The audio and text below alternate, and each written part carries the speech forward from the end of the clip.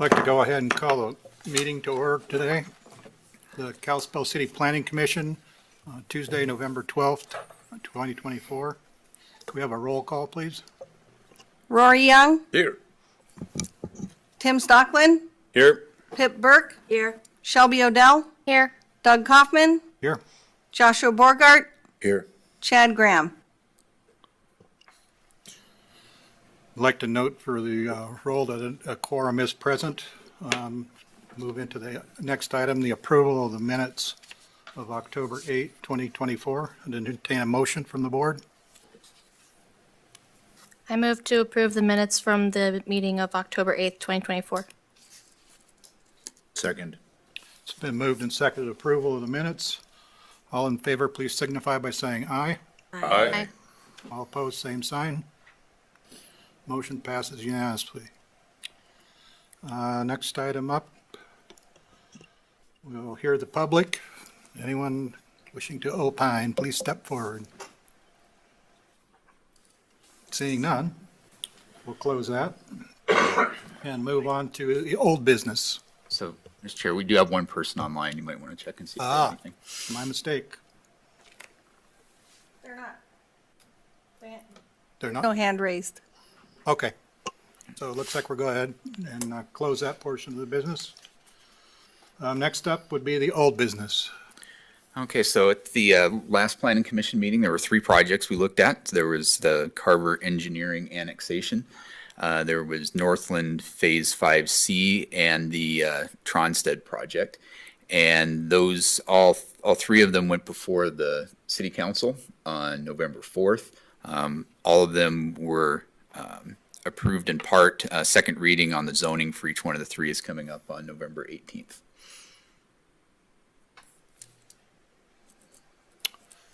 Any business, old business from the board?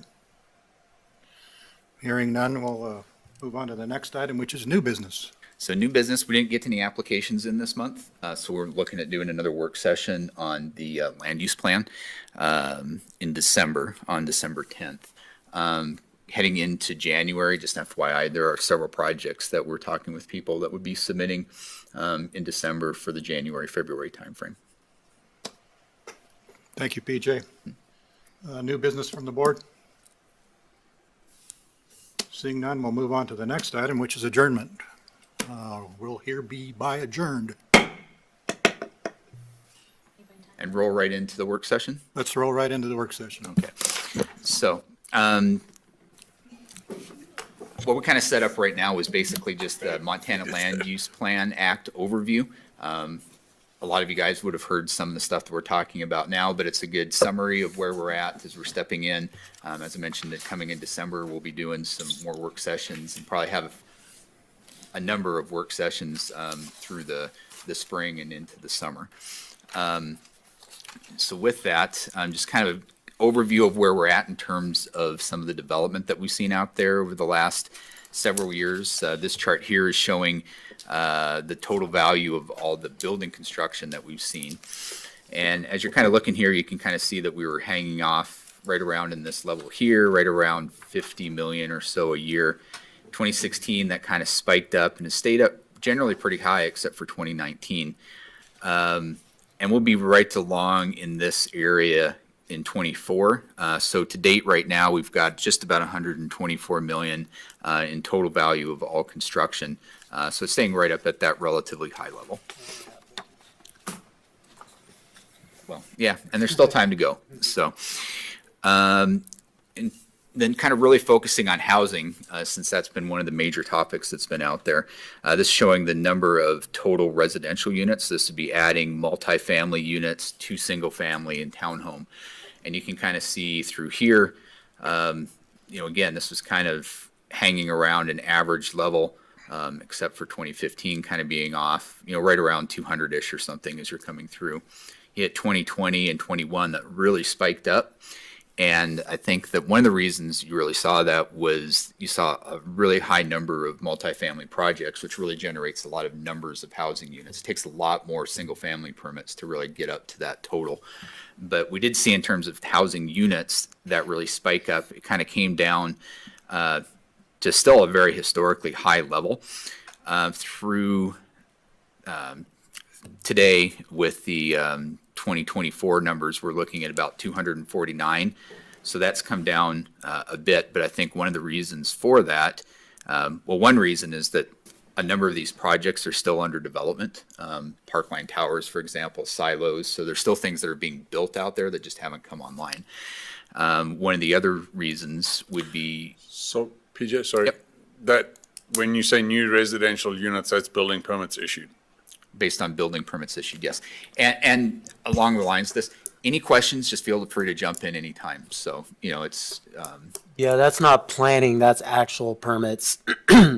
So, and I think as of a couple weeks ago, we were at about, because I think it was a little over a year ago, we were about under 800 units actively under construction as far as multifamily, and right now it's at about 500. So that number's dropped quite a bit, which is why I think going through 23 and then 24, we didn't see very many multifamily building permits issued just because there was so much actively under construction. But yeah, about 500 units actively under construction. and so this last one is really kind of showing the different housing types that are out there. And you can kind of see historically, we're very much a single family townhome duplex type of community until about 2016. And then particularly 2018, that darker blue really seeing a much larger proportion being multifamily. Heading into this year, we started seeing that balance out a little bit more. So that 249, as far as permits that we've issued this year, 121 this year are single family and townhomes, 128 are multifamily. So it's just about 50-50 between the two to date. So in terms of preparing for all this growth, and this is again something that you guys have worked quite a bit with, but we updated our growth policy in 2017, and of course now we're looking at that growth policy under the umbrella of the Montana Land Use Plan and adjusting for what the requirements are in there. Part of that growth policy has been an annexation boundary, which was established in 2011. Inside that boundary would be areas that we would expect annexations to be very likely, that we've provided for the infrastructure, and it's planned for that type of growth. The core area plan and the downtown plan in 2012 and 2017, which were, and we'll get into more detail on those probably at the next work session. But basically those, as well as other neighborhood plans that kind of look at specific areas that are out there. There's a West Valley plan, there's a Highway 93 North plan, and a Highway 93 South plan that are all incorporated into the growth policy and taking a more focused look on specific neighborhoods. One of the important things that we've done in looking and preparing for growth has been our facilities plans. The water facility plan was updated in 2019, the sewer facility plan in 2020, and our transportation plan in 21. I would note we're looking at doing some additional updates to those, and I believe that the RFPs have gone out already from Public Works Department to look at updating those water and sewer facility plans. So as I mentioned, right now what we're really focused on is the Montana Land Use Planning Act, or Senate Bill 382. That's putting a lot of the parameters out there as to what cities such as Kalispell would need to do over the next year to get under that act, and then how we would look at growth after that in terms of particularly subdivisions, but also annexations, how our regulations are structured, and how applications are processed are really going to change once we're under 382 under the Land Use Planning Act. Part of what we're going to need to do after we update our land use plan is to update our zoning ordinance and subdivision regulations to be in substantial compliance with whatever that land use plan is. But it also needs to be in line with some specific provisions that are part of Montana Code as well. And then lastly, I've got another legislative session coming up in the spring, and we'll see whatever kind of changes are coming out of that. What we've been told is it's probably not going to be anything really major in terms of the Land Use Planning Act, that it'll probably be smoothing out some language and making some adjustments. It's very unlikely we would see any extensions on the deadlines for getting under that act. So that's probably going to stay May of 26, and probably no real change. But there actually, I mean, there was some discussion among the legislators about making some significant changes, but nobody was actually operating under it yet. So they kind of wanted to see how things would actually function and how cities would get under that before they start tinkering with it a little bit more. So getting into 382 or LUPA, the cities that it applies to, you can see on here, it was defined in the act really as towns of populations of 5,000 or more in counties of 70,000 or more, which is why you would see Kalispell, Columbia Falls, Whitefish all brought into that, where you would see, Billings and Laurel. You would see Belgrade and Bozeman brought into that as well. Other jurisdictions can opt into that, but they're not required to. They may, as they grow, be required to do that. The one city that has adopted a land use plan under this is Lewistown, and they're not on this list. But just as an aside on that, they're looking at some very substantial growth with defense contract that was coming into there. They're a population of around 5,000, but they might see 2 to as many as 3,000 additional people moving into the city in the near future on that, and wanted to get under 382 to try to handle some of that growth and to plan for it better than what they had on the books. One of the important things here is once you're under this new act, Title 76, Chapters 1, 2, 3, and 8 do not apply. And those are the basic ones that currently set up planning boards. They currently establish what the zoning and subdivision authority is and what should be in those statutes. No longer under those. There's a lot of similarities between them, but it's really key and important to know that it really sets up a new paradigm for land use decisions in towns like Kalispell and the other ones that are listed up there. For when it applies, 3 years from the effective date. So May 17th, 2026. That's not just the land use plan, but also the zoning regulations and subdivision regulations that we'd be adopting in accordance with that. So it's a tight time frame, and that's why we're getting cruising on some of this stuff right now. So what is in it?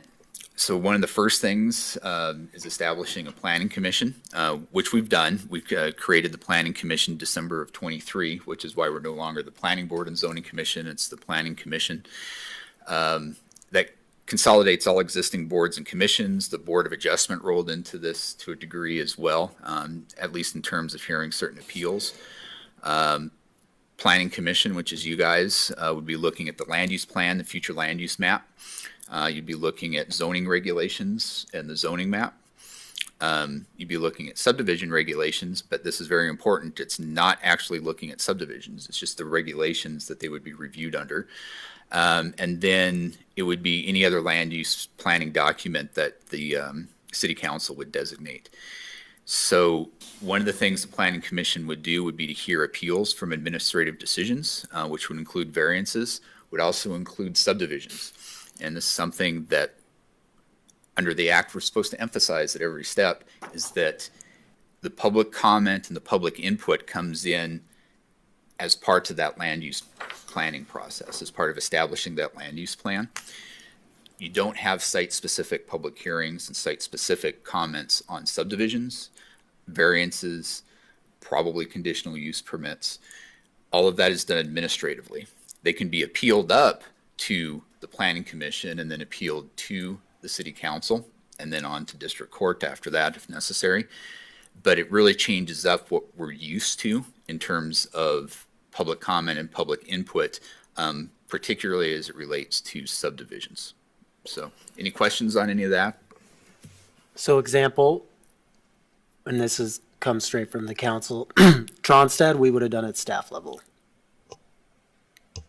Which obviously our council kind of has a big issue with. Ultimately, the project is moved forward to a certain extent. It still has to go through second reading, but as long as it's in the land use plan and we've accounted for it, for example, that would go straight from staff. Right. They would, The administrative process, the appeals, I think I read it was like, so $850 was the appeals application, is that correct? Do you remember that? I believe that's right, yeah. $850, is there a way to change that, or is that just? It's set something by that's just- council as part of our fee table, Okay, so. And It's a good question, though. We may need, because an appeal process will look a lot different under this. Yeah, So it's a our very appeal, different- it's almost like if an appeal happens, it becomes more of a full application in that case. So we probably would need to look at the fees under a scenario like that and account for it a bit differently than how appeals have happened in the past. okay. Because essentially, if an appeal happens, it's sending you through the planning commission and council, and you have a whole public process that goes along with that. So it's a good point that I hadn't thought of. Okay. And what I would say with the Tronstead one, because annexations and zoning designations would be going through a public process, the subdivision would not. So if you have a new project such as Tronstead coming through where it's not annexed into the city, then you would be having a public process on the question of annexation and the initial zoning designation you give. You wouldn't be on the actual subdivision. If you have a property that's already annexed in, so take the Northland Phase 5C that we looked at and leaving the PUD aside on that. If it's already annexed into the city, already has a zoning designation, then there wouldn't be any public notice that would go out on that. There wouldn't be any public hearings that would be going forward on that. It would just be handled administratively where staff would look at it under what the existing regulations are. And if it meets those regulations, then it would be approved at the staff level administratively. Do we know where PUDs fall? PUDs, I think are a little bit of an open question out there. I think the assumption is because they're parts of the zoning map, in a sense, and the zoning regulations for the property. I think our working assumption right now is that those would go through a public process because it's not the existing zoning designation that's there. So, for example, going through council, the initial zoning designation and the PUD are approved in the same ordinance that goes through council because they're blended together. So anyway, that's our assumption at this point.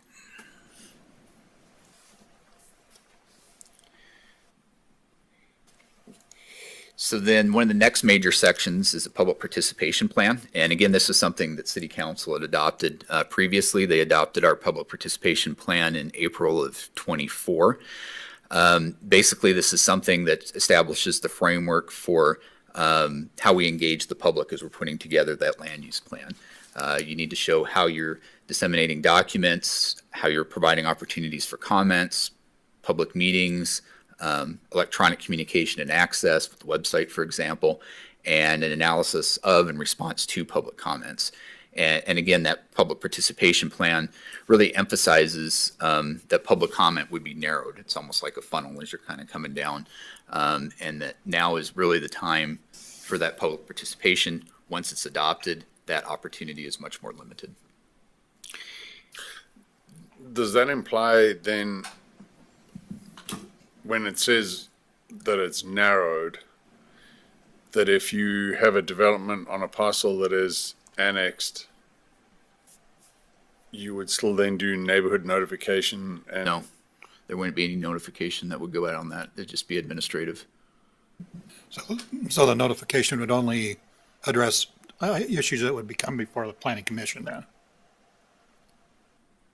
No. So like if with the situation where a property was already annexed in, Right. nothing would come to the, if all they were asking for was a subdivision on already annexed and zoned property under the existing zoning, there wouldn't be anything that would come to planning commission. There would be nothing that would go to city council. There wouldn't be any public notice, whether in the paper or emailed or mailed out to adjoining property owners. And it would just be purely an administrative decision. Yeah, so maybe I misspoke. But you can provide public comment. I mean, if There's not really a mechanism and really you can't account for that public comment if it comes in. I guess just the way it says narrowed, it doesn't say it shuts off. And so that's what I'm Right, so asking. where it narrows down is that there are some exceptions that are worked in there when you get into the technical aspects of it. One of the things to keep in mind, again, is if it involves an annexation and the initial zoning and probably a PUD, there is that opportunity for Okay. public comment, right? So that's where it's narrowed down. You're kind of bringing off the subdivision. There's also situations that with an administrative review, if we look at it and we say, oh, there's clearly some impacts here that weren't accounted for in the land use plan, then you could potentially open up a public hearing on those specific issues that aren't accounted for in your land use plan. So there's some narrow exceptions to bring in public comment in certain situations, if those situations aren't addressed under the land use plan and your regulations. Yeah, maybe I wasn't articulate enough regarding my question, but the issues where people will be notified will be issues that are coming before the board, like a variance and an annexation. Otherwise, no notification goes out. Is that correct? It would they'd be notified of anything that would come in front of you. Variances Right, would not before the come in board. front of you Right. unless they were Okay. appealed. So- Yeah, unless it was appealed, right? So that's one of the things we'll have to work through as well, is how does the neighborhood know when to appeal? How do they know what decision we even made? Right. You know, the general, I mean, it's a real question, and we've talked about having like a running, our website will always have a list of our projects that we've approved, but there's still, the public isn't on our website every day. So I think that'll be like a policy decision that would be up to the board and councils, like how much notice of our administrative decisions do we need to be putting out? Because Right. that's not in the act at all. And I think that may be something they address next legislative session, because that is a gap. It's like, well, how do they know how to appeal If they're not aware of if it. they're not aware of it? Because they're not going to be aware of it till there's a dozer out there moving dirt, so then it's a little too late. Right, So- and you only have 30 days to appeal, whether you're the developer or Yeah. the neighborhood on that. And that is something that we've talked with some of the other jurisdictions about. And I think that a lot of jurisdictions are looking at doing kind of like a registry of decisions. The federal agencies do that, for example, to put that out there. But you also kind of have to balance that, because if you start sending out and trying to get public comment, then you could step in hot water with the developer, because now you're taking things out and putting it out there in the public in a way that legally you're not supposed to. So it's a balancing act as you're looking at that. And that's where I think most communities are looking at doing some kind of decision registry that would be posted and available to look at. Thank you. So I just want to just kind of reiterate. I think her name was Catherine, who came from the state as the representative. I think Danny Arps. What's up? Danny Arps. No, it was a woman. Yeah, her Danny name Danny? Arps. Yeah. Oh, fair enough. She was discussing this, and there was a discussion about the possibility of offending the builders on one side of the fence versus like over announcing things and making it more of a public situation. What are the legal things from a city's perspective to more informed than other cities? Does that make sense? So if we build our own website, if we do, how does that even work? Do we even know what that is? Do we care? As far as what potential public input would absolutely. be So, on something like that? Impact to the peoples as well as like the builders. How does that, does the builder get mad and sue us because we overemphasized public comment? Like, how does that even work? Do we care? Theoretically, you could. I Okay. think one thing is there's a lot of open questions under this act, because, like I said, Lewistown's the only one that's gotten even a land use plan passed, and that was just a couple weeks ago. Yeah. So they haven't implemented really in terms of their regulations. So I think as different projects move forward in different cities and some of these decisions become more formalized because the city does get sued on something like that. But I do think that there's a certain risk if you go outside the parameters of what the process is in the state statutes to But the state include doesn't have too many statutes. They don't have guidance on this. So I guess what I'm trying to get at is, Well, her what answer was kind of the same, like, hey, these are the things you can do. These are the things you can't. None of that has been defined. It feels weird. It's not overly defined in there, but it is really clear that you don't have that public process when you're talking about site-specific development like subdivisions or variances or probably even conditional use permits. So again, if you start going outside of that and start taking things into account, especially if you send it out for public comment and start taking in those public comments into account when that's not supposed to be one of your criteria, that's when the city would probably get in hot water. But like a portion of the website that says, hey, these are the construction projects that are going on. For example, when we do a subdivision notification, I believe state law also says 150 feet. Yeah. If we started by practice doing like 1,500 feet as a notification, the developer would probably be able to say, you're stacking the cards against me, right? Because there's also, tell me if I'm wrong, PJ, in the 382, in order to appeal, you have to be like an aggrieved. If you're a mile away, you're not going to have a case against it, right? So I think it really is, doesn't it say that in there along It those defines, I can't remember this, but Yeah, it defines an aggrieved party. You have to Yeah. be an aggrieved party, so, and I'm kind of speaking out loud here, but possibly when we make an administrative decision, not only but putting on our website, but we could, as a matter of policy, have a notice to the neighbors within 150 feet that we've made the decision. We could have a policy like that. Who knows? The developer may say, hey, that's going too far as well, is but that legally, like, that's the issue, is like, to me, it seems logical if we're gonna circumvent this and have a 30-day limitation. I know why they did that, just because it makes it easy for administrative purposes, but from a relationship of like, hey, like, let the city know that these things are at least going on, and locally, is that even something that the city is interested in? Yeah, I mean, we'll see where some of that is, and ultimately, council would need to look at that. But it is an open question because it is a new statute, and some of the things like that aren't well defined in there. Sure. Other than what I would say is, it's really clear that taking that into account in the decision-making process is something that we really can't do. Okay. How that gets out there as far as, posting it on the website or, a notice after the fact that something is happening there, we'll just kind of have to see how different communities across the state do that and how that's reacted to. or we're working on the Montana land use planning, we start to set these policies. I mean, that's what we can do. I mean, we're gonna need to talk through them and discuss them with our, but if it, as a board, if you feel like it's still important to be notifying neighbors of decisions that staff is making, I mean, that's why it can be in our plan, right? It's a policy, so that's what it's there for.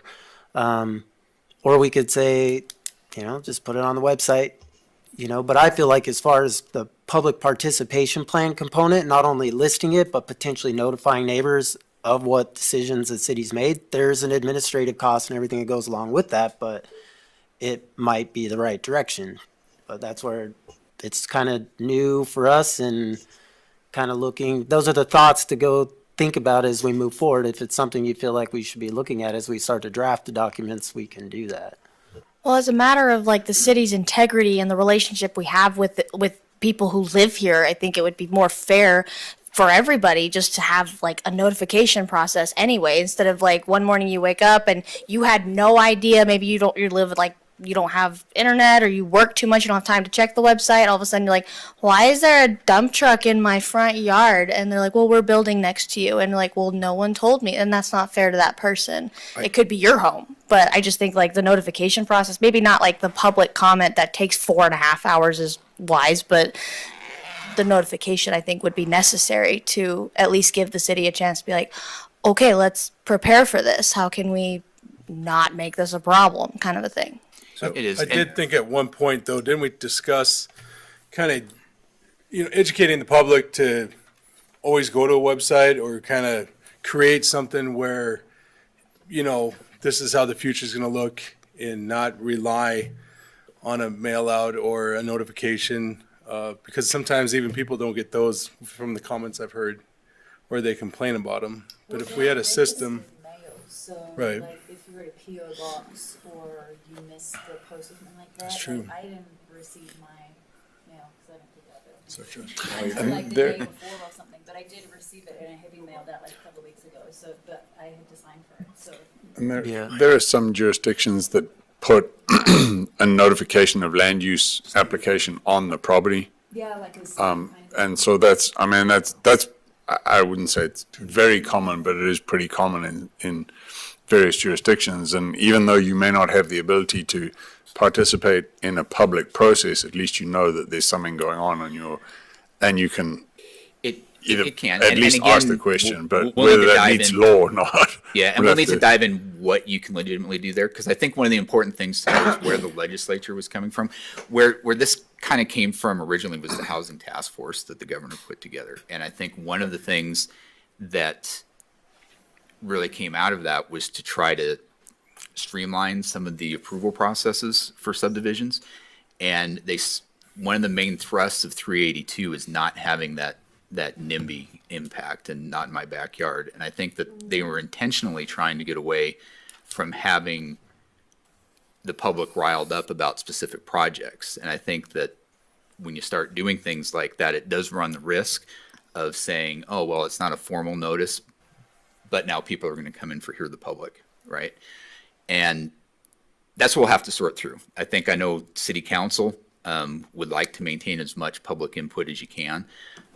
We'd like to maintain as much public input as you can. But trying to figure out what that act means and what's going too far with that, especially when you know that that's one of the main focuses of having the act in the first place. So But I think it's clear from you guys, you'd like to see as much notice as we legitimately can. And I think figuring that out, we do have roughly monthly Zoom meetings with a lot of the other communities that are going through this and kind of talking through some of these things, and kind of seeing where we get on that with everybody would be important. So if I understand the discussion, what we will suggest what we think is fair in terms of the public participation plan, and then you guys will either verify that with council or write it into law, and ultimately it'll come down to whoever launches the first legal challenge, right? We as a group, as in the planning commission and city council and staff, will put in place what we think is the best ordinance for the city of Kalispell that we think meets SB 382, but it'll come down to if there is a legal challenge, that did we Right, did and we that may interpret it wind up correctly? coming in, again, we've already adopted a public participation plan, which is rather general, it's not regulatory per se.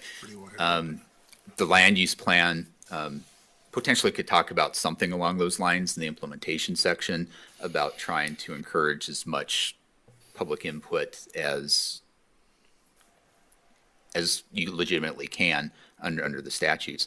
Probably where the rubber would really meet the road is when you adopt the zoning and the subdivision regulations, because that would have the specific procedures in there. And those would come through here as well, through the planning commission. So once we get through the land use plan, then we would kind of be doing the same thing with updating the zoning ordinance and the subdivision regulations. And we'll see where we're at that point. I mean, I think it's clear that that's kind of what everybody would like to see, is as much as we can do with that. Well, I do want to it's not that I'm trying to force my opinion. I just trying to shape a little bit of the conversation to make everyone view maybe how my paranoia works. It's not that we want always for this thing to argument public and all this kind of thing to happen. It's more about the fact that what happens when rumor mills start. No offense, that is the biggest problem, because I can't tell you how often I'm in the public and I've heard incorrect things, and all I say is, go to this particular document, here you go, read this. I mean, with the Tronstead thing, I literally have patients that were straight up right in the middle, and they've been told some horrible things that were very incorrect. And so I had to be like, hey, here's the paperwork, this is what the cases are, this is what's going on. And I think that the limitation of public involvement seems ideologically efficient. However, what it would produce is a strange amount of paranoia about the governmental services that limit their access. And I think that is a better phrase to be used, considering the past election process and advertisements that limited access. And I think that if we can help out with that, it would be way better to basically say, we have this is what's going on, and take pride in the fact that we have that interchange rather than being fearful, if that makes sense. Yeah, and I don't know that we necessarily disagree with that. I would Okay. say that's probably one of the major concerns that our city council has with what that statute was, but it was a legislative decision too. And so Whatever, tell them to there's- go Who cares? This is how we respond to the relationship. If they want to say you have an open-ended thing, but you also have to limit this, sure, we'll limit it, but we have our limitations. It may make our job harder, but that's okay if the public knows what's going on. I think we can thread the needle. We'll brainstorm ideas as we move forward, because in the end, you have to be an agreed party. It makes So it- in order to appeal, you have to be an agreed party. So it's not like you could just because we start notice that they can come, but the reality is state law also says you have to have a legitimate interest or grievance against the development in order to bring something. So there's a safeguard there Yeah. for the developer in that sense, right? So, but also you don't want a potentially aggrieved person to not even know about it, Correct. right? That's- So that that's- would be the issue, and that's the dilemma we're faced with right now. And Tim, to answer your question, it's a very tight window as far as adopting this. It's yet to be seen how much public involvement we're going to be able to get. I think it's going to, in all honesty, take a cycle or two before the public really grasps how this change has happened. And I think PJ is going to talk about it, but we do have like a public relations firms we're looking to get on board as we go through this to try and get as much public input and feedback as we can. But we're also on a really tight window, which also goes into how much we can even do this first time around. So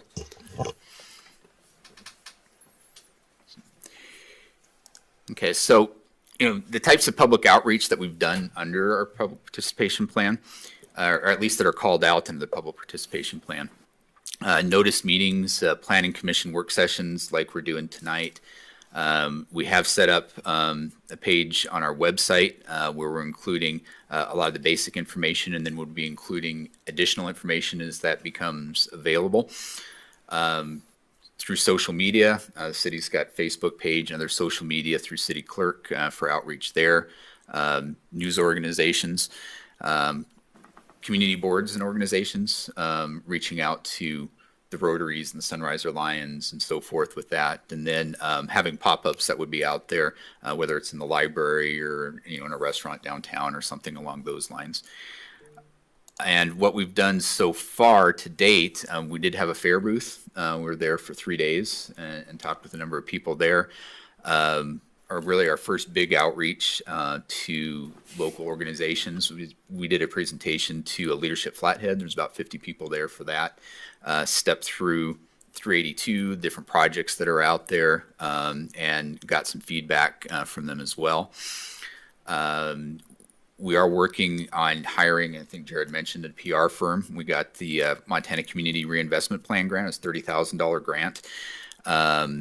And we were using that to help utilize that PR firm to do outreach, to kind of shape things that we can do, but also to establish some things on their own to help out with that. We also put together a survey form that we've passed out at the fair booth, Leadership Flathead. We'd be utilizing it at different places. This is basically what we've got on there, calling out, some basic information about, if they live within 3 miles of the city, what they think the best qualities of Kalispell are, what the greatest challenges are, and then kind of step through some of the housing strategies. We'll talk about those in a minute that are required under 382. And also a spot for any additional comments, and if they want to have that link to our website so that they can keep in contact and see what develops as we move forward. Just kind of stepping back here. As we are gearing up, we have hired an additional planner that's going to be coming on board on December 2nd. I'll be doing a lot of work with the land use plan itself. We've reapplied for the pro housing grant. This was was it 1.2 million or so that we had put in for. We didn't get it the last time around. There's about 18 that went out across the country. But we did reapply for that. And we're also tied in with a grant that the Department of Commerce was putting in. And through one of those two sources, we're hoping to get some additional funds in here to do some further development, whether it was housing studies or however we were able to use that. And as mentioned, we're looking at that PR firm, which we do hope to have under contract sometime in December. The land use plan itself, has several different sections you're looking at. You're looking at existing conditions in the city.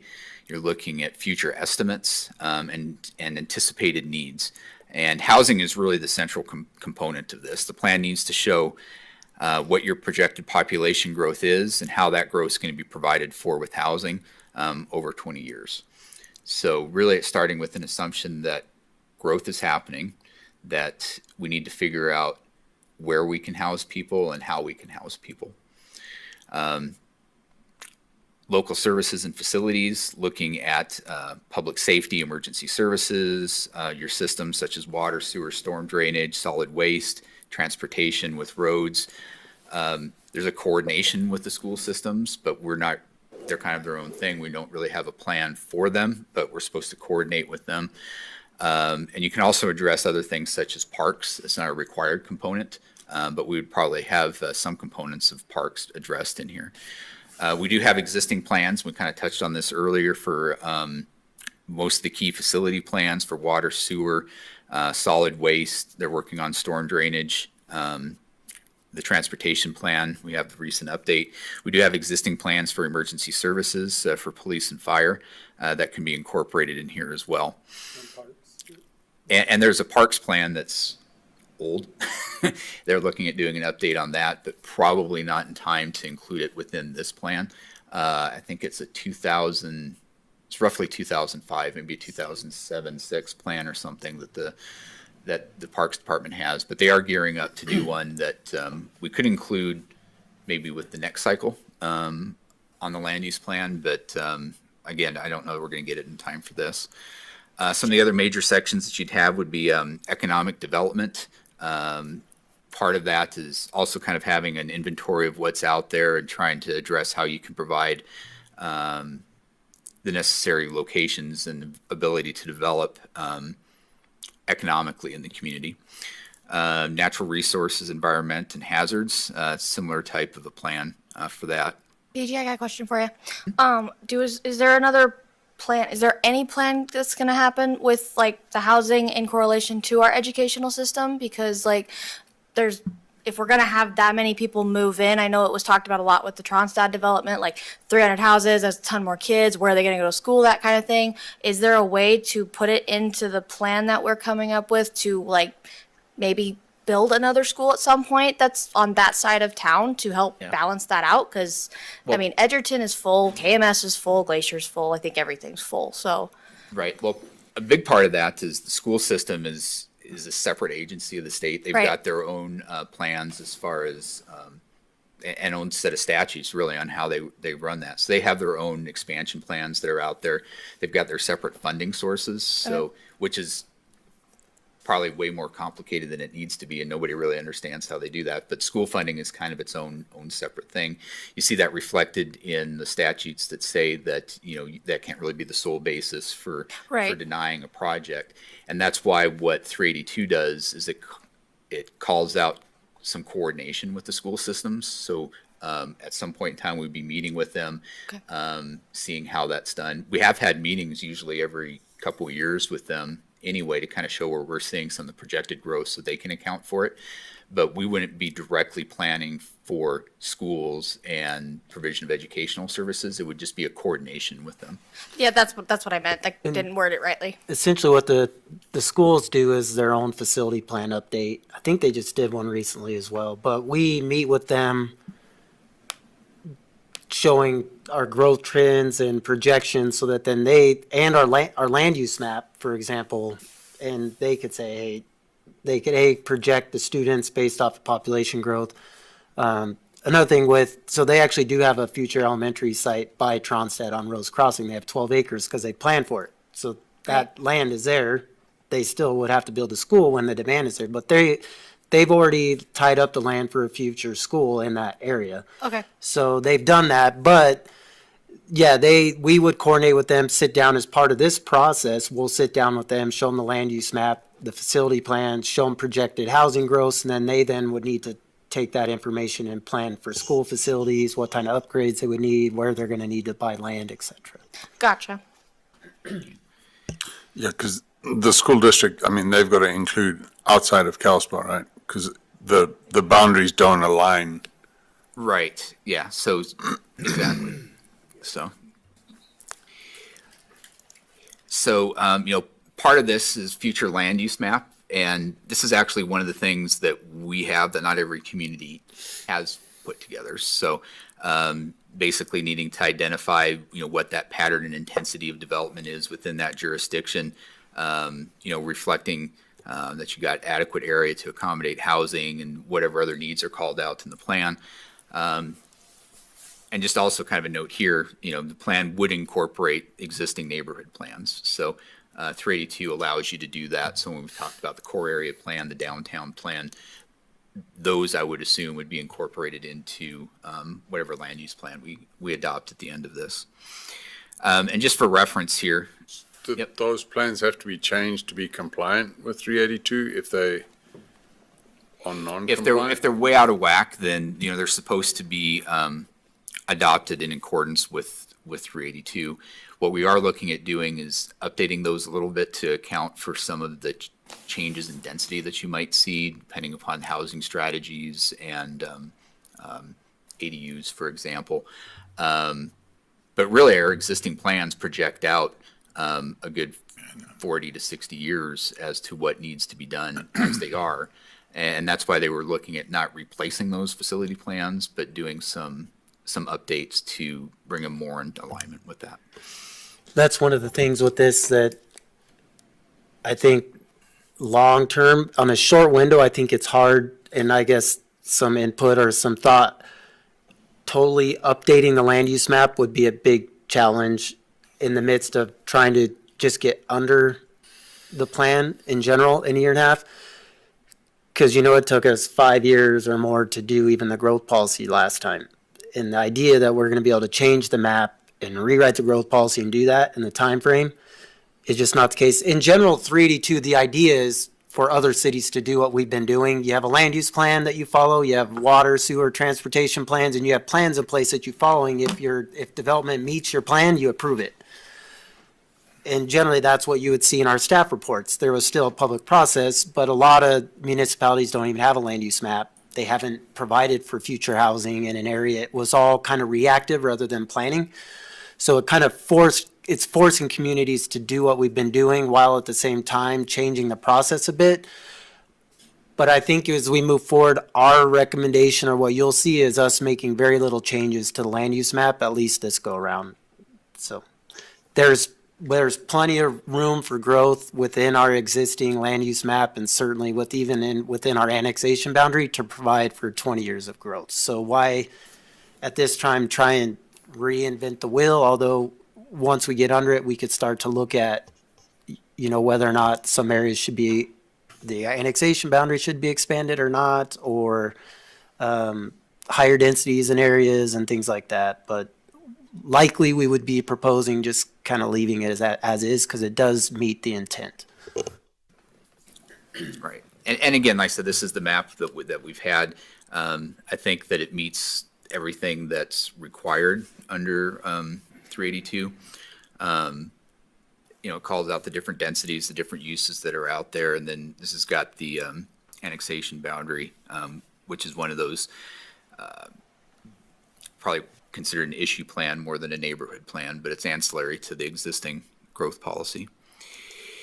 So one of the other sections that you'd have to include in here is an implementation plan, kind of identifying where you need to update your zoning regulations and your subdivision regulations in order to be substantially compliant with the land use plan, kind of steps of how you're going to go about doing that.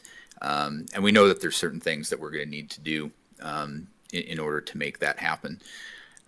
You'd be looking at schedules for capital improvement projects as we're looking through, and really I think a lot of that's already in place through our facilities plans because that's what's really focused on is going to be those facilities, water, sewer, and transportation in particular.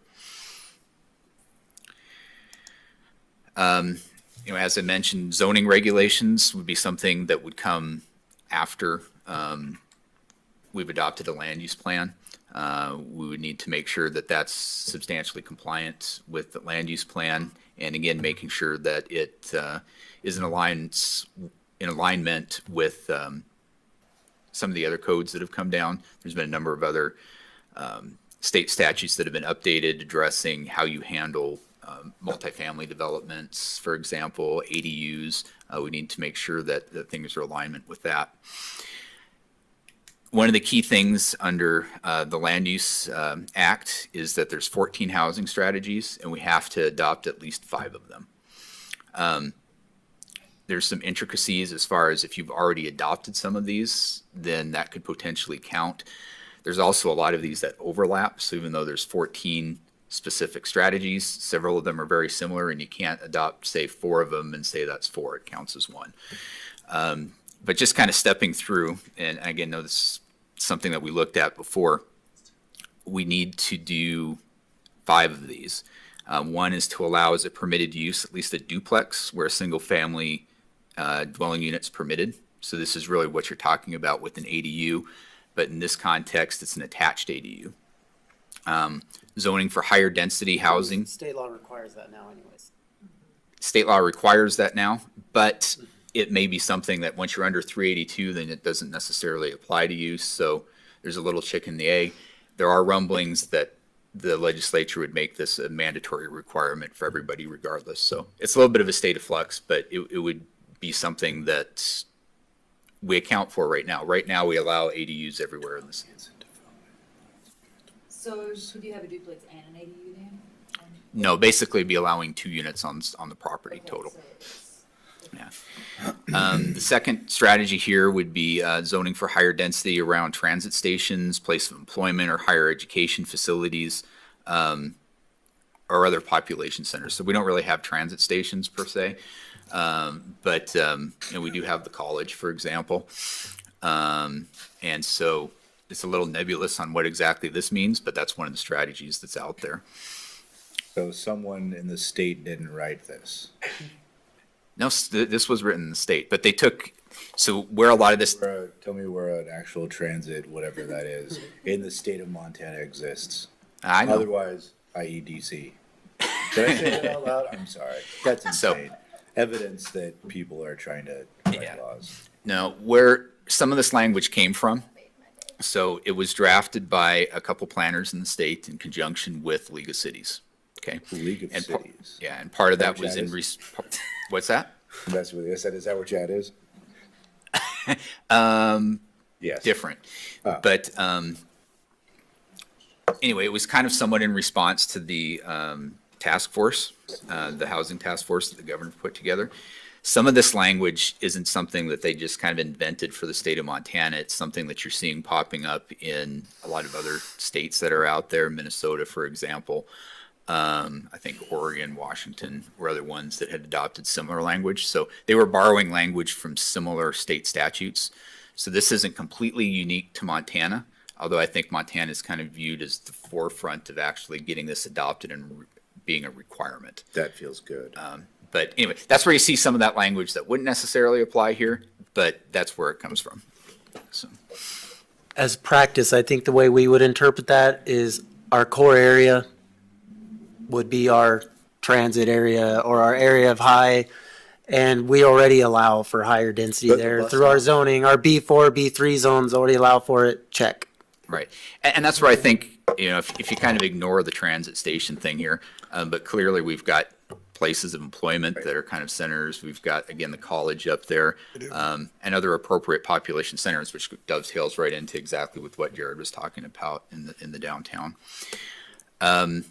Next one was eliminating or reducing off-street parking requirements to no more than 1 parking space per dwelling unit. Typically, right now, we require 2 if you're talking about single family.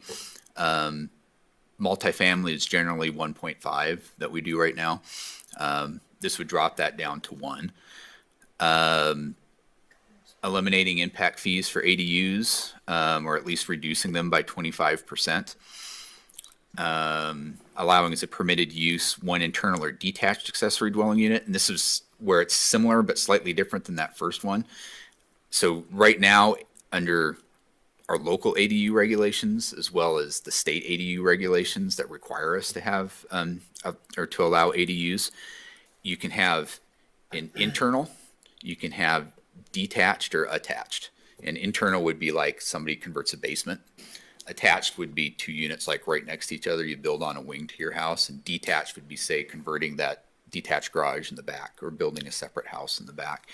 So this one would kind of expand it a little bit more, but it's an example of where you can't adopt both of those and count it as 2. Single room occupancy developments, which would be kind of thinking about like a dorm style type of a living. To a degree, yeah. Allowing as a permitted use triplexes or fourplexes anywhere where single family is allowed. So this would be expanding that ADU from just a second dwelling unit to 3 or 4 units on that same property, anywhere where you've got residential zoning. Which the main issue with that is that it wreaks havoc on your capital improvements plan, right? It can, yes. Every possible property becomes a fourplex, suddenly you've got 3 times as much waste. Right. And where it gets a little bit difficult too is that just because you say it's going to be an ADU is allowed on every property, not every property is going to have an ADU. And same thing with a triplex or fourplex. But that's where it gets tricky is what's the appropriate level to plan for? If it's possible everywhere, do you plan for it everywhere, even though you don't think that it's going to be like that?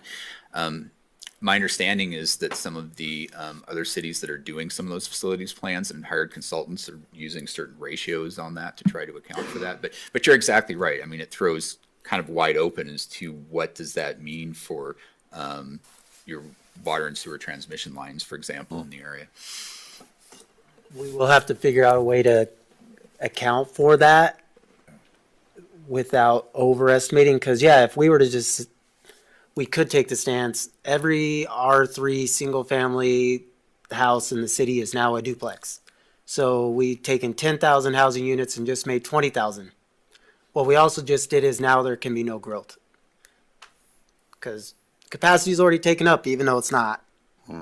Right? So how do we balance that? Because you can't make people change or do a duplex or triplex, and you're kind of assuming it's just going to start happening, which we haven't seen. So, you know, it's like, do we account for 10%, 5%? We aren't quite sure. So it just makes it really hard to plan. But I mean, an ADU can have just as much impact as a single family home, hypothetically. So one of the next items was eliminating minimum lot sizes or reducing them by 25%, at least 25%. So in a lot of our residential zones, for example, 6,000 square feet is pretty typical for a minimum lot size. This would drop it down to at least 4,500 square feet. Next one was eliminating certain like architectural review type of requirements for apartment buildings. And I'm not sure what it means by removing at least half those requirements, but that's in there too. Just do it on 2 sides instead of all 4. Maybe so, yeah. Can I ask a question, PJ? H, would that would apply citywide even on existing lots? Or just Yes. future lots? I think the Could implication there would be- we decide that? it's something that you could potentially look into, but I think that it doesn't differentiate between existing lots and other lots. So I think it implies that it's any lot. That's what we'd have in our existing zoning ordinance right now, is it apply to any lot, not just new ones. The next one down was specifically allowing for tiny homes. What happens if a PUD overrides the zoning and it really has a reduction in lot size? Do we still have to give them another 25% discount, or does the PUD? Well, I think the PUD is you're shifting from what your standards are, and I think this is establishing your zoning regulations. So I think if you went under, if this was one of the housing strategies that was selected, you would just have 4,500 square feet is what your standard minimum lot size would be, which, you know, in some ways, we do that pretty typically with PUDs, most of the PUDs that have come through. So, but if you did do a PUD once we're under this, then that'd be their starting point, the same way that 6,000 square feet is the starting point right now. And if they were trying to get down to, say, 3,000 square foot lot sizes, then that would be a deviation you'd look at under the PUD, under that new proposed PUD. So, the tiny home, you know, I do think that that's something that we allow right now. We just view it as a house. And if it's something smaller, then it's something smaller. But this would be one of the strategies, would be specifically allowing that. Next one was eliminating or reducing setback requirements by at least 25%. Increasing building heights by at least 25%. And that would be the maximum building heights too. So it wouldn't have a requirement. You know, right now it's 35 feet in most single family zones, 45 feet in most apartment zones, and 60 in commercial zones, and those would be maximums. You typically don't see people build to those maximums.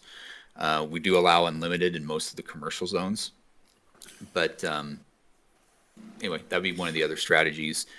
Having apartment units or mixed use developments on any lots where office, retail, or commercial are primarily permitted, which to a significant extent we already do. This would basically be in any of your commercial zones. And then lastly, allowing That's state law now too. that is state law now too, but which is one of the intricacies on some of those things too, is that if you're not under 382, some of these things are mandatory. If you get under 382, then arguably you can choose other strategies. If you really didn't want to have ADUs, arguably you could choose some of these other strategies and get away from that. Or if you really didn't want apartments as a permitted use in commercial zones, then you can get away from it potentially. But and then allowing multi-unit dwellings as a permitted use everywhere where triplexes and fourplexes are permitted uses. You know, currently we allow in some of the zones only with a conditional use permit. So if we went under that housing strategy, it would just be permitted in, say, any residential apartment zone that would be out there. So anyway, that kind of summarizes the 14 potential strategies. Subdivision regulations, you know, we would need to update those the same way that we would update the zoning regulations. There's specific things that you can regulate through subdivisions. Grading, erosion, design of the lot streets, the public utilities, provision of other public improvements, and access to the lots. There are certain things that we've been told you can't do, such as environmental regulations, whether or not we can include setbacks from rivers and streams and wetlands in there is a little bit of an open question. I think there's ways that you can argue that they can be, but they specifically limited the types of regulations you could have under the subdivision regs. Or you put it as a zoning overlay. That's how, if it's important, like say river setbacks right now are in our subdivision regulations, but you could also do it as a zoning overlay, which this wouldn't apply. Right. So there's other ways where it could be addressed, but I guess the gist of it is that it defines the categories of types of regulations that you can have. And I think when we've looked at the regulations that we've had, those would be the main ones that might be brought into question about whether or not we can do those or not.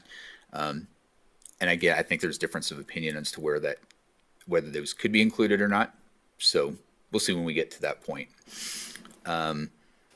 And then all the same exemptions to subdivision review that we currently have would be included as part of that. And again, even though we wouldn't be under the current statutes technically, the same language for the most part for exemptions, for example, is included under the 382, the Land Use Act. It just kind of gets transferred from where it is right now. With that, are there any questions that people have up to this point? I would say that, you know, as Jared mentioned, you know, we do have a relatively tight time frame on this, especially if we're looking at the fact that we've got city council on the other end that we're going to be doing work sessions with and taking them through, which is why, you know, we're really kind of targeting trying to get through the land use plan, hopefully by the end of the summer-ish or early fall, and then kind of really kind of take a targeted look at the, and we'll probably start working on this at least at the staff level with the zoning regulations and subdivision regulations ahead of that. So it's going to be intensive over the next 12 months or so to get this through. Based on that, we're not looking at any major changes, particularly with the land use map itself. But it is a fairly recent growth policy. Some of these communities out there, either have never done them with some of the smaller ones, or have, I think Whitefish was what, 2007 or something like that was theirs. And they're doing that right now. So we do have a lot of good recent information in there that I think would allow us to move forward with something substantially similar to what we have right now. And hopefully within that time frame. But I guess one question we'd throw back to you is there anything in the growth policy you see as a real major issue that we need to make adjustments to? With the idea that we could almost take everything we have and just readopt it, not trying to reinvent the wheel with everything. Because everything's been adopted. You have your growth policy, and then your water plan is a subset of that, and your facility plan. It's all there. Everything we have that would be required under this, we've done. It's just not under this umbrella yet. Our extensions of services plan, our annexation policy, all of that we can reevaluate and look at. But as far as like rewriting the growth policy and redoing the land use map in the time frame we have will be, to get true public input on it's just impossible based off of how we've done it in the past and the process we've done in the past. But if we can use what we have and get that back out to the public and make the necessary tweaks we need to. But yeah, like PJ said, is there any glaring things within our policies now that need a wholesale retake, essentially, that we need to consider as we start through the process?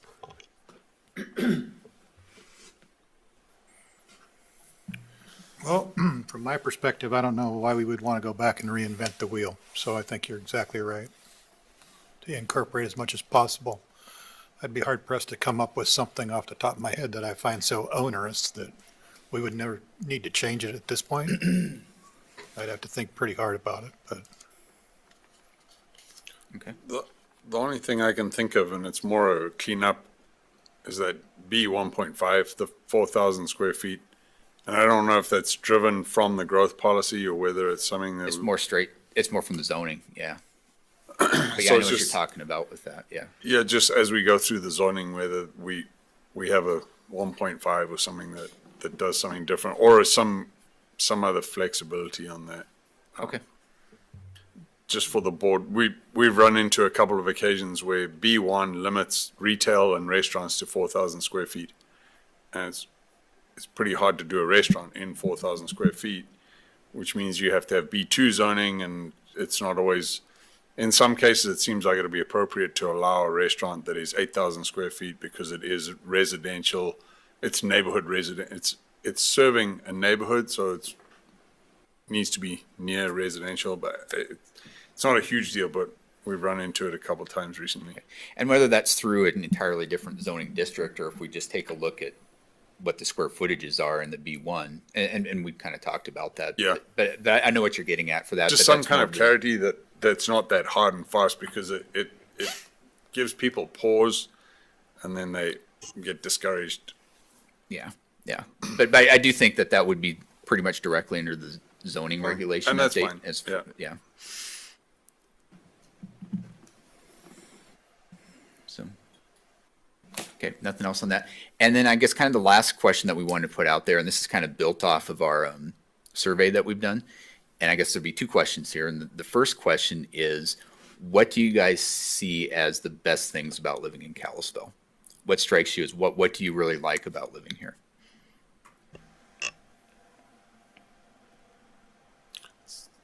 Say your question again, sorry. What do you like about living in Kalispell? What do you think are the best characteristics of our town? What do you love about Kalispell? Am I allowed to say the number of breweries? What? I mean, I Breweries? You want more neighborhood commercial zones, is what you're saying. Yeah, I don't want Want to more breweries in the neighborhood. but for sure, that's a number one. I think we have a very charming downtown and a nice character. How it flows around the courthouse and how it looks now. Yeah. And I think we underestimate, but the tree city designation is a pretty big deal.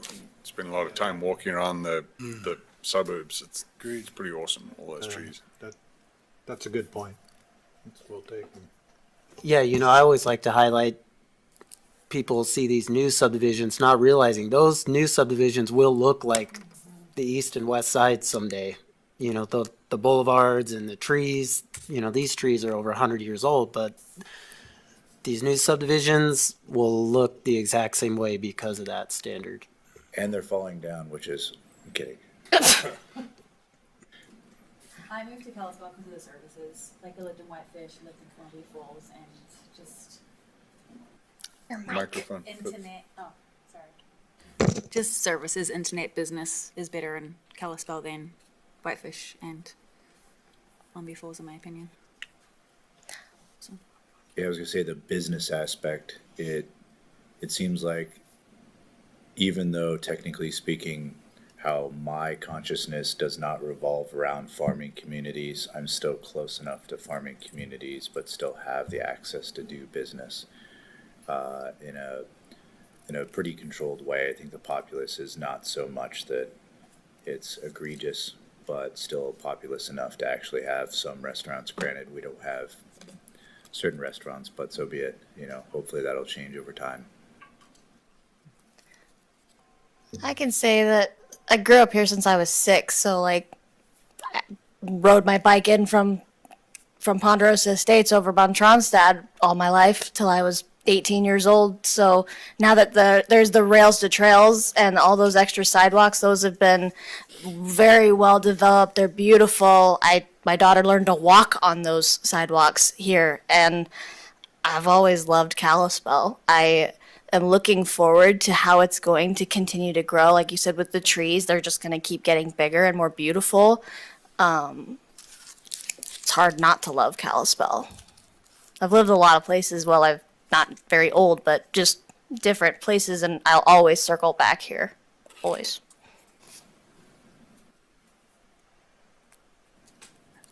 And then conversely to that, is what do you guys see as maybe some of the challenges that we'd be facing over the next 5 years? The building is difficult. Like the Tronstad development, that's hard for me. That's my home, but it's a beautiful layout, so I'm excited to see it go up. And when that road gets fixed, it's going to be a very beautiful area to live in. And I mean, I think it was given, like the area around it was given enough of a heads up to discuss it. So like my family's been over there 20 years and they're planning to move now somewhere smaller. So that way they don't have that whole disruption. But it'll be nice to see it kind of change. But I definitely think it's hard for us to see the change because it's been small town Kalispell and it doesn't really feel like that anymore sometimes. Especially with, like in the summer, traffic is horrible. But then you go to Seattle and you're like, traffic's nothing. What are you talking about? Like, it is what it is.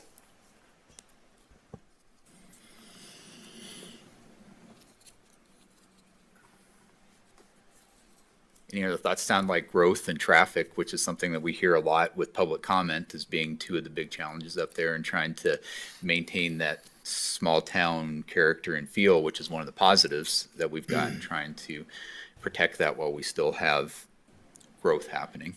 Right. So, Well, the One thing- bypass was amazing. Sorry. I'm so go sorry. ahead. I was just saying, like, I left for college in August of 16, and I came back in December, and there was a bypass where there wasn't a bypass, and I didn't know it was going in, so I'm like, what is this? And now, however many years later, there's, like, lots of exits, there's a way to get around town. I can get from my mom's house to my house in 4 minutes instead of trying to go through the lights. I love that a lot. So the bypass has been great. The roundabout's not so much, but the bypass has been good. I think honestly, the biggest challenge that personally I see in this city specifically, is the relationship with the county. I do not enjoy in any way, shape, or form their consciousness. Part of me just wants to, burn some of the ideas with a torch and just enjoy it. But there are certain things that I don't quite grasp how they don't respect the cities, if that makes sense. there tends to be a pretty antagonistic relationship, and I would like for that to change. I think that, give you an example, like the sheriff's office has done a great job with becoming very independent from a financial perspective from like the federal government or the state government, to basically say, even if we have no funding, we can still do particular tasks, right? We can still have our deputies supported. And I think that somehow there are certain attitudes within that relationship that sometimes don't really get matched up with don't get me wrong, voting is probably a hard thing to do with that process and learning about how all that works. But I just wish the county would work well with the city. I know there's a lot of internal things that they don't really work well with. And it just becomes, it's not that there's an antagonistic relationship, but more of a nonchalant relationship that develops inconsistencies with roads and sidewalks and all these. We've already had issues from prior building standards, and you guys have been trying to fix that, like the north to south sidewalks versus the east to west sidewalks. Like, that was kind of a funny behavioral thing. I don't know who thought that was a good idea, but the point is, like, simple things like that where like it affects the county, observations affect us.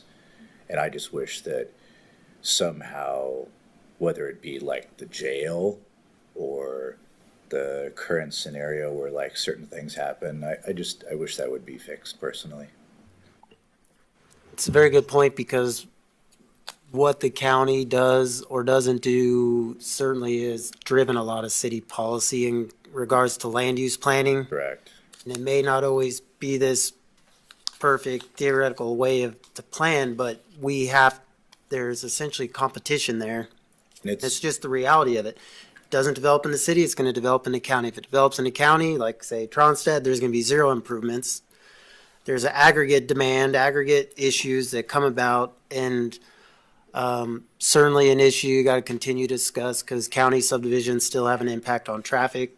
They still are having an impact. Not saying that shouldn't develop, but yeah, there's a reason the city is on the north end of town. There's a reason the city's on the south end of town and extended water and sewer, because otherwise, it would have gotten surrounded, and then all the lack of infrastructure issues would be enhanced and would be way worse. So continuing to just realize kind of how that will play out is an important factor in our land use map and our land use policies. I don't know how you guys are gonna fix it, right? I mean, it's a county voting situation, I would imagine a majority of it, but there's some things that have come back to me and I'm like, I could have written that when I was 8 years old. Like, how is this happening right now? So I just hope that it gets fixed.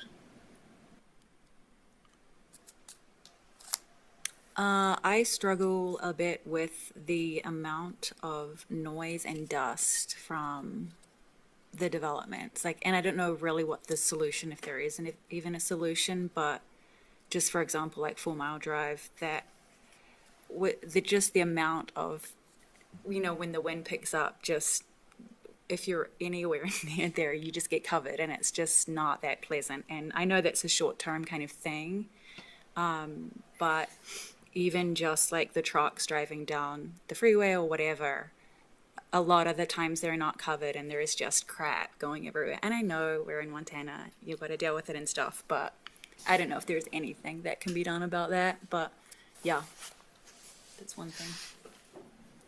Yeah, good point. To answer, so we do get a lot of complaints on dust. So it is part of our stormwater permit for our own, but what makes it difficult too is our topsoil is pretty, So yeah, you have and that. then the construction season's so short. I that know. Everybody's moving so fast, and it's a pretty small window, but when it's bad, it's bad. I think back to when the UPS was under construction, it was really bad, and out 3 Mile, we were getting a lot of complaints. But we do have, as part of our stormwater permit, if we do get complaints, we do have the ability to get somebody out there and get water on it. But yeah, it is. I mean, it's a short-term thing, and it's a small price to pay. So ultimately, the it is what it is. So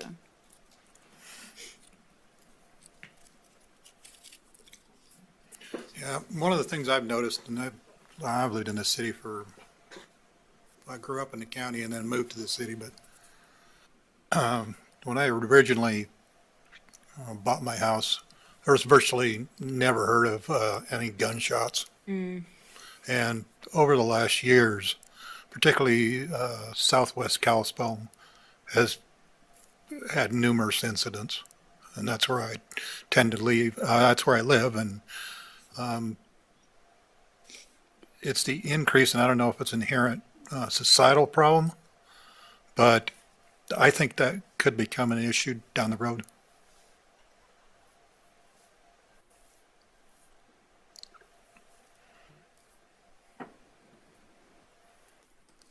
Any other comments on that right now? Okay. So, and that's all we kind of really wanted to cover tonight was really a broad overview on everything. I think I mentioned it earlier, we are kind of looking at the next work session. Keith will probably be running through facilities plans that Public Works has to kind of give an overview of what those are and kind of how they play into the planning process.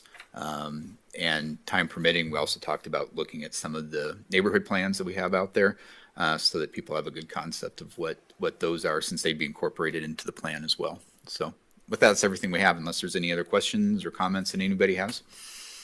One thing, just kind of off topic, but could someone fix that clock? Yeah, we can do Well, that. I was freaking out. I'm going, yeah. Person, wow. And then we did have somebody online, but maybe they just left now. Okay. We were too boring for him. Oh, yeah, Absolutely. absolutely. Yeah, I know. Okay. No, I know, Come over to my house. We might There's a place down the road. Yeah, 4th and 12th. It's unfun. I want Apple Lit. I hate that. Oh yeah, you're fine.